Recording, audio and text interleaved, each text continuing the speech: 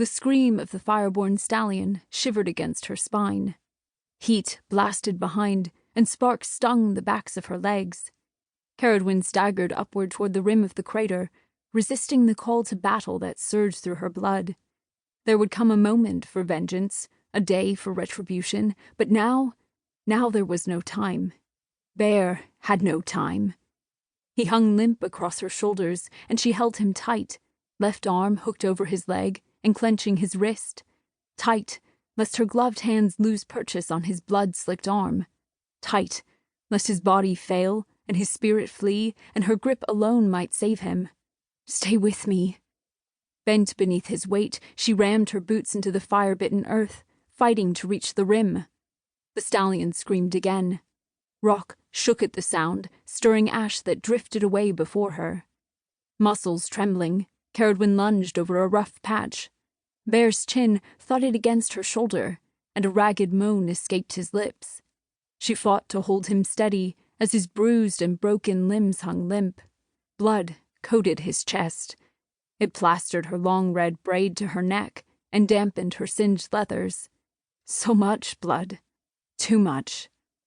She thrust the burst of panic from her mind, steeled fear and hope from her heart as well, as she lurched upright. No hooves yet drummed at their heels. The stallion did not pursue them. It lurked below, concealed in that dense cloud of smoke stirred by the frenzy of the herd.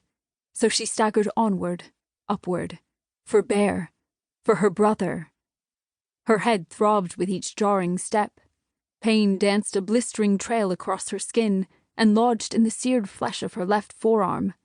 Before the stallion's focused blast, her treated leather vambrace had crinkled like dried leaves and disintegrated, leaving a raw, weeping wound behind. But Bear had borne the brunt of the attack, caught off guard when her catrope failed, freeing the stallion to whirl upon him and unleash the wrath of a firestorm.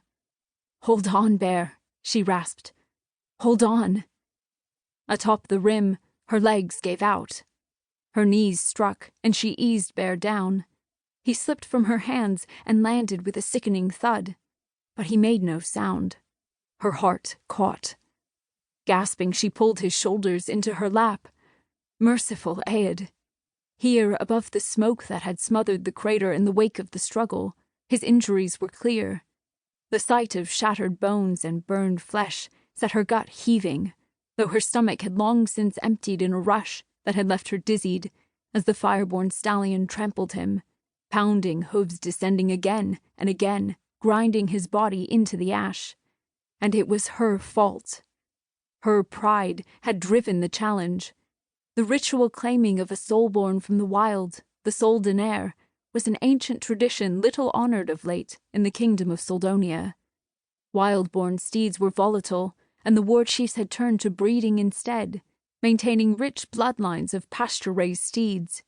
But she had goaded Bear, daring him to race on the eve of their 17th year, to claim a fireborn, to prove their worthiness to the blood of Lochran. Now he was dying, or perhaps already dead. Bile rose in her throat, and she forced it down, blinking the sting of smoke from her eyes. It swirled in the wind that constantly gusted through this rugged country, whispering of death, as it curled around shattered rocks and rattled dry scrub. Steeling herself, she lowered her ear to Bear's mouth and held her breath, listening. Air rasped faintly in his throat. He lived. He lived. Training resumed control. She tore open her satchel and dug for bandages. Thank Aed and the warrior spirits, too, that it had survived the struggle. Her fingers left scarlet stains on the cloth as she bound the worst of Bear's injuries, applying pressure to halt blood loss, support for shattered bones, and a covering for burns. The bandaging soaked through before she was done, so she added more and more, tying, pressing, bandaging, until her stock ran out and her hands dripped red. Her chest constricted. "Hold on, Bear."